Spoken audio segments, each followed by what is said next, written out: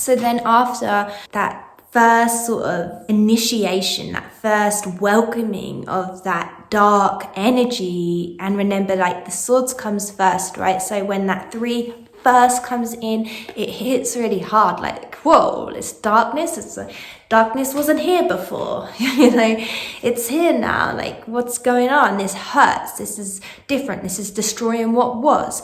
That's it. So you can see that when we've gone from mildness to mercy, but when it comes to creating the third element of that growth, all right, it's created this dark contrast. And then we have the polarity and the contrast there with the pillar of severity, of judgment coming in and bringing in that very necessary darkness, because so much happens in the darkness. And what happens in the darkness on earth? Creation, growth. Hello, welcome back to my channel, Helki Rain. Today is the day where I continue my series, which is numerology within the tarot. So I believe I've already covered number 5, number 7, number 9. And today, guys, we'll be covering number 3. If you haven't watched my other videos on numerology in the tarot, I highly recommend you do, where I go more in depth over how I sort of gather the energies of a number in general. But I always mention that I first look at if the number is an even or an odd number. If it is an even number, it's a generally more passive energy. So it's that breath out. Think of it as the breath, how relaxing and relieving an out breath is. If it is an in breath, it is a more action, more tense energy. When you breathe in, it's like you're bracing yourself for something to happen, like, okay. So 3, we have an in breath. We are bracing ourselves. I think actually I've only spoke about in-breath numbers. That's quite interesting. Okay, that says a lot about me. Like, maybe it does, maybe it doesn't. I also talk about how I always read my elements and my suits in the order of swords first, then wands, then cups, and then pentacles. And just for the way that I read the story behind numerology, it's like really important to me that that's the order that I see the suits going in, because it kind of tells its own story in a sense to me. But I feel like you can still take a lot from this numerology video, even if you don't see the suits in that order. That's totally fine. That's just the way that I like to read it. So let's get on with number 3. So first, I will say my 2 key words that really help me understand the energy of number 3 is first, growth, and second, imagine. I was thinking of the third, creativity, but I think like creativity with the 3, it kind of goes without saying, but really it's more like imagine for me. That word feels like it resonates a lot more with me when it comes to the number 3. So another thing to remember about 3 is it is a very sacred number. So you'll see like the 3 show up in our personal trinity, where we have in astrology, we have our sun, moon, and ascendant sign. And often you'll see sort of this placement of the threes in this positioning, and that is like really important when it comes to like the symbology of the three, representing like the Holy Trinity. We also have in paganism, we have the maiden, the mother, and the crone energy. And also in the Kabbalah, this is my really bad drawing of the Kabbalah tree, the tree of life. But if you notice at the top here, we have that sacred number 3 in that triangle position. And this is really important when it comes to this, because basically this is Kefa, Shokma, and Bina. And it kind of has that story of it all just begins with the one, with the God, which is Kefa. And then Kefa decides to create Shokma. And then, Shokma here, sorry. And then this is like that male energy, because this is the male energy here.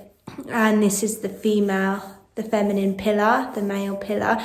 And you'll also see that in cards like the major arcana cards, where you have the black and white pillars, like behind the high priestess, I believe, as well, and the Hierophant card. But that is sort of represented here in the Tree of Life as well. 3, it is creating a third from the 2, right? Shokma creates Bina here. So we've gone from 2 to 3. This is a very kind of that dark feminine energy within Bina, which then this creates this pillar of severity or like judgment, it can be called, whereas this pillar, this male pillar, is seen as the pillar of mercy. And then this is the pillar, like it's not really a pillar here, but this is the channel of mildness. So this is also the black pillar, this is the white pillar. So you can see that when we've gone from mildness to mercy, but when it comes to creating the third element of that growth, all right, it's created this dark contrast. And then we have the polarity and the contrast there with the pillar of severity, of judgment coming in and bringing in that very necessary darkness, because so much happens in the darkness. And what happens in the darkness on earth? Creation, growth, right? We grow in the darkness of our mother's womb, right? To create a child. The seed grows in the darkness underground to then spurt out and grow. It needs the darkness. So it's a very necessary element. It's got that severity, right? It's got that harshness. It's got that cold darkness. But it's very necessary to produce any kind of growth, creativity. It all comes from this space, right? We have the mercy and the light over here, which is also good for nourishment, continuous growth. But the creation of the growth happens in the darkness, right? Which is created within the third energy. And we need all of those elements to actually create, really. That's why I don't put creation as number 3. It's like more growth, because it's the growth of the creation, but the creation comes from all, okay? Well, now we've got that covered, we can go into the cards. So first we will talk about the first in order of the suits, which will be the 3 of Swords. And this really is like Not a very pleasant card. In fact, it's probably my least favorite card of all of the cards within the tarot. I don't know. I'm a romantic at heart, and you know, I've had my fair share of heartbreak. I wouldn't wish it on anyone. And naturally, like when you look at most of the art depictions of this card, it really shows us heartbreak. But another thing with this card is it can also stump us as a reader, or whether we're just giving a reading to ourselves, because you can see this card and then you can just feel like, oh God, heartbreak's coming up somewhere. And it's really hard to expand on a card like this. But you really can when you think of the key words growth and imagine. So as I was saying before, when we were talking about the tree of life from the Kabbalah, that we have that more harsher energy coming in to complete the three. You know, when you was 2, it was just Kiefer hanging out with his creation, this masculine creation, Shokma, and it was just this light kind of energy. And then when 3 came in, Bina, she's that feminine energy that comes with a lot of severity and darkness, because also, like, as beautiful as giving birth is, naturally, without any drugs or anything, it's very painful. It's a painful change, right? It's a painful growth. It's totally worth it because of what you can get out of it, which is creating something, creating life in this case.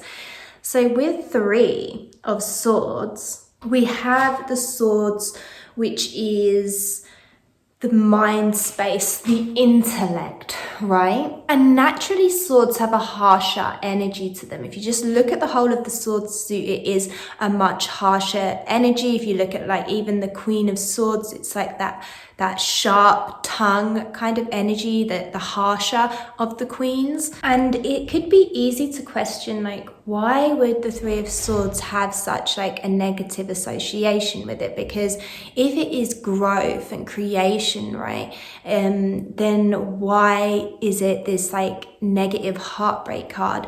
Well, this is where that keyword imagine comes in. It's that overthinking. There's that need to bring intellect and overthink on something that doesn't need the thinking, right? Because this kind of growth and creation of the 3 is going to happen. And you kind of don't have control over that, because that is the energy of the 3.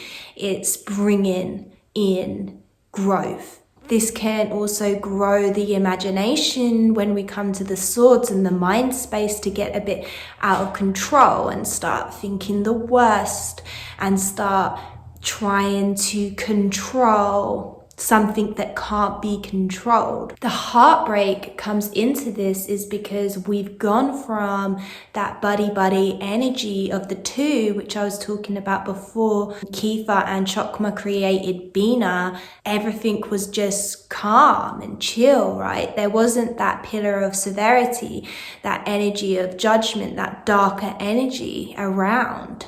And there was nothing to create any kind of opposition in energy of their light, right? And that's why the heartbreak comes in, because it's breaking up that 2 that existed before and pushing in a 3rd to create growth. But it can be painful because something that was comfortable has to now change and grow. With this being the Swords and it's the mind space, I would more take this card as us seeing something's changing. The situation's not the same anymore, but taking it negatively, taking it fearfully, taking it as losing something that was, instead of seeing it as an opportunity for growth. So I think if you want to work with this energy and turn this energy around to be more beneficial for yourself, is to just be aware of that thinking and be aware that maybe I am imagining that there is no benefit for this change, for this growth coming in, for this destruction of what was. And it will feel like destruction, and it will feel like painful growth. Like when you give birth, it can be painful a lot of the time, but not quite seen yet, like the journey that is ahead, because it's a 3 and there's a long journey ahead. Our numbers are going all the way up to 10, right? So this is just one of the first sort of bumps that you come across as well, and sort of seeing it as that as well, that it is so early on in the numbers, and it is actually the first time where you meet you meet Bina, basically. You meet that third energy of darkness, of destruction. You know, it is that kind of Kali energy, especially in this card. But that kind of darkness is always working with light. Okay, so it didn't exist before the pillar of light, the pillar of Shokma. Shokma already existed, and then Bina, the pillar of darkness, existed. It's never ruined the show alone, basically. It's just come in to create growth, you know, to create contrast, to create a much more varied version of life, of creation, bringing a lot more contrast, right, to the world, in order to bring in more varieties of creation. So then after that first sort of initiation, that first welcoming of that dark energy, and remember, like, the swords comes first, right? So when that 3 first comes in, it hits really hard, like, whoa, it's darkness. Darkness wasn't here before. You know, it's here now. Like, what's going on? This hurts. This is different. This is destroying what was. That's in.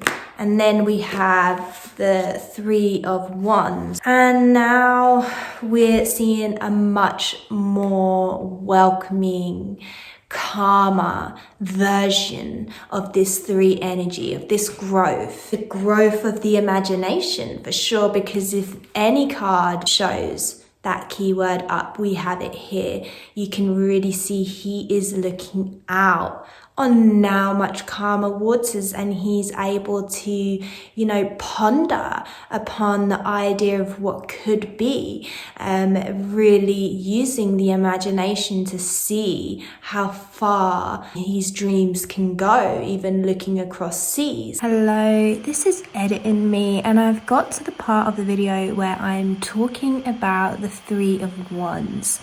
And I just thought it was really important to also mention that, like, I often think of the wands also as like the plans, right? Making plans, the plans that we have to make. The plans are the actions, like the action steps that we need to take to get to our desired outcome, right? With the 3 here, we can see the energy happening in the growth of these plans.